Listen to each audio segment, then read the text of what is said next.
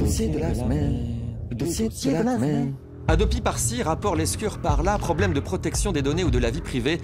On entend régulièrement des menaces un peu techniques, mais on n'en saisit pas toujours les conséquences. Et puis soudain, ça se rapproche de nous, et on s'inquiète. Quoi?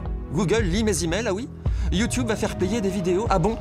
Mon hébergeur filtre certains contenus, et c'est grave? Impuissant, nous nous demandons si ça va changer quelque chose pour nous. Alors, je vous l'annonce, vous vous en souviendrez, oui, ça va changer quelque chose pour nous. Explication. Jamais avant l'Internet, l'humanité n'avait pu s'informer, communiquer, partager, apprendre avec autant de facilité. Cet Internet est aujourd'hui en danger. Le droit de lire est menacé. Sur le web, vous ne possédez pas les fichiers que vous achetez, vous louez le droit de les lire et le loueur peut vous retirer ce droit-là. La liberté d'expression est en péril. L'an passé, ACTA, SOPA, PIPA, 3 projets de loi et règlements visant à mettre le net sous surveillance ont été abandonnés devant la fronde des internautes du monde entier. Mais ils reviennent par la fenêtre, rien n'est jamais gagné. Prenez la Hadopi. Lundi dernier, Pierre Lescure prononçait son acte de décès, tout en annonçant le transfert de ses missions au CSA. On attendait le changement, on va vers un transfert. On ne prend pas les mêmes, mais on recommence. Certes, il y aura quelques changements. Le CSA ne pourra plus couper l'accès à l'Internet. En revanche, il pourra délivrer des amendes, mais sans passer par un juge et donc sans possibilité pour l'accusé de se défendre.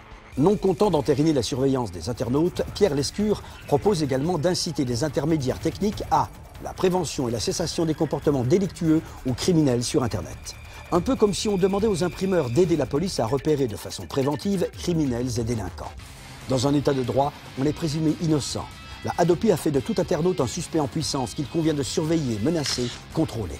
Hadopi n'est pas la seule. Les intermédiaires techniques qui nous permettent de nous connecter nous surveillent eux aussi. Depuis nos fournisseurs d'accès jusqu'aux sites web que l'on visite, en passant par les moteurs de recherche, les régies publicitaires. L'Internet nous promettait plus de transparence et l'on découvre que l'on entre dans une société de la surveillance, de la méfiance et de la suspicion. Au début, il s'agissait de lutter contre la pédophilie, puis contre le terrorisme, puis contre le piratage. Ces crimes et délits existaient pourtant bien avant l'apparition de l'Internet. Et l'on n'ouvrait pas pour autant les lettres échangées dans le monde entier pour vérifier que ne s'y cachaient pas des traces d'infraction. Avec l'Internet, c'est possible. Alors ils le font, et de plus en plus profond. On n'avait probablement jamais autant parlé de protection de la vie privée et de défense des libertés que depuis que l'Internet a commencé à les menacer. La question est de savoir qui doit contrôler les ordinateurs. Leurs utilisateurs ou bien les marchands, les gouvernements, ceux qui veulent notre bien à l'insu de notre plein gré. Ce qui menace les Internets menace nos libertés. Raison de plus pour rester vigilants.